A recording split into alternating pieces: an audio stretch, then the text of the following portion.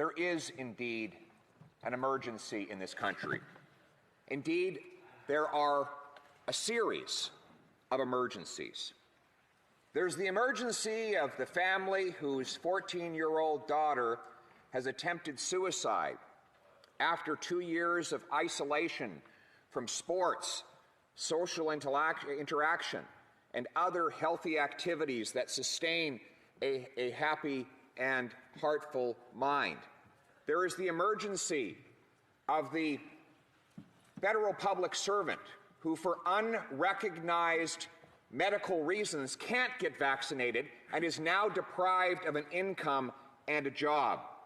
There's the emergency of the trucker who was hailed as a hero while driving our goods and services across international borders, unvaccinated, over 2 years, who suddenly was declared a public health threat and deprived of his job as well. There is the emergency of the 32-year-old still living in his mom's basement because, under the pretext of COVID, government printed so much money that it now costs $836,000 for the average house.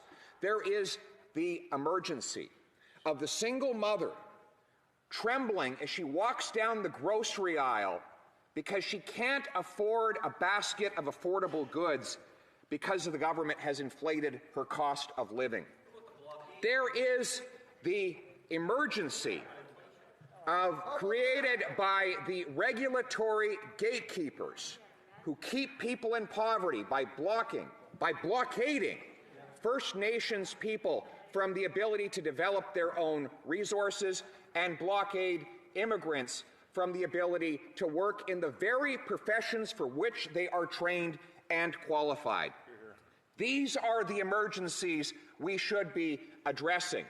But instead, the Prime Minister has created a new emergency. What is his motivation?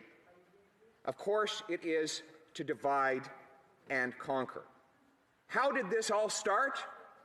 Well, let's remember, the Prime Minister suddenly imposed a brand new vaccine mandate on the very truckers who had been free to travel across borders without a vaccine, and he did it at a time when provinces and countries around the world were removing vaccine mandates. He did it to a group of people who are by far the least likely to transmit a virus because they work and sleep all by themselves 22 hours a day. Media asked his health minister and his chief medical officer for evidence supporting the decision. Neither had any, and in fact, the medical officer said it was time to return to normalcy. So yet, the Prime Minister, in spite of all of these facts, brought in this new mandate to deprive people of their living. Why?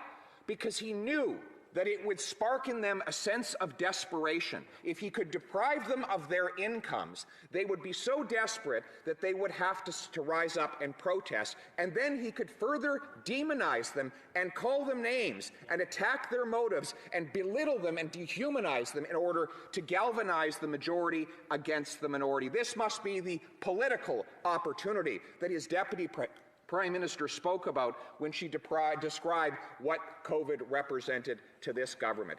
They have attempted to amplify and take advantage of every pain, every fear, every tragedy that has struck throughout this pandemic in order to divide one person against another and replace the people's freedom with the government's power. Now, at the beginning of the pandemic, it started immediately. The government attempted to ram through a law giving it the power to raise any tax to any level for any reason without a vote in Parliament. They tried to pass Bill C-10 to strip away free speech online. Thankfully, Conservatives blocked them for doing so. His authorities have said they want to track Canadian cell phones for the next 5 years. And now this, the Emergency Act, the latest and greatest example of attacks on our freedom. Ostensibly meant to stop blockades that had already ended before he even brought forward this legislation in Alberta, Manitoba, and at the Ambassador Bridge. Peacefully, those blockades were ended in some cases with protesters hugging the police officers and bringing the matters to a successful close so that goods and services could resume. And instead, in that context, the Prime Minister brought in a law that not even Jean Chrétien brought in after 9/11 killed dozens of Canadians in a terrorist attack. Not even Prime Minister Harper brought in when a terrorist murdered a Canadian soldier at the War Monument and came running into the centre block spraying bullets in all directions. And not even this Prime Minister brought in when blockaders were standing in the way of First Nations who were attempting to build the Coastal GasLink pipeline. Yet, for the first time in this bill's this law's three-decade history, the Prime Minister brings it in to address what he says was a protest in front of Parliament Hill. Ironically, this power goes beyond any of the protests and/or blockades the Prime Minister claims to want to address. For example, it will allow governments and banks to seize people's bank accounts and money for donating to the wrong political cause. One journalist asked the Justice Minister if small sums donated, for example, to support an end to vaccine mandates, could get someone's bank account frozen. He didn't deny it. Instead, he said such people who make donations of that kind should be, quote, very worried. To freeze someone's bank account is not just an attack on their finances, but on their personal security. If your bank account is frozen, you can't buy food. You can't buy fuel. You can't pay your children's daycare fees. And you can, under this law, face that personal attack without being charged with a single solitary crime. The Prime Minister says that this is time-limited, yet his own Finance Minister said she wants some of the tools to be permanent. He said it will be geographically targeted, yet his own Parliamentary Secretary for Justice said, quote, that the Act technically applies to all of Canada. So the rules apply everywhere and indefinitely. Finally, there's nothing in the Act that limits the number of the kinds of financial actions that could lead someone to have their account frozen. And if they are frozen unjustifiably, the Act specifically bans people from suing either the bank or the government for that unjustifiable treatment, opening the door for people who have nothing whatsoever to do with either the blockades or protests, having their bank accounts frozen without cause. Now, the Prime Minister says that he wants to do this to remove the blockades that have already been removed. He says he needs these unprecedented powers in order to restore, to bring our country's order back to the pre-protest period, although across this country that has already occurred. So, Madam Chair, I say to this House that I oppose this unjustifiable power grab, and as Prime Minister of Canada, I will ensure that no such abuse of power ever happens again.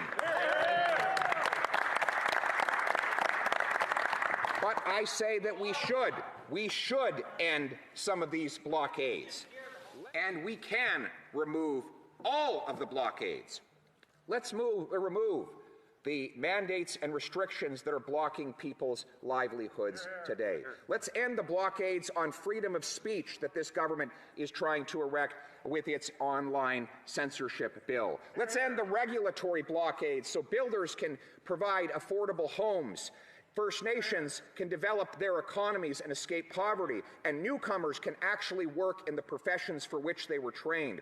Let's remove the inflationary taxes, deficits, and money printing so people's wages can again buy them homes, food, and fuel. Let's remove that blockade. Let us put people back in control of their lives by making Canada the freest place on earth, free to speak, free to think, free to work, free to worship, free to own a home and build one's own destiny. Let us bind up the nation's wounds with compassion and respect and unite our country for freedom.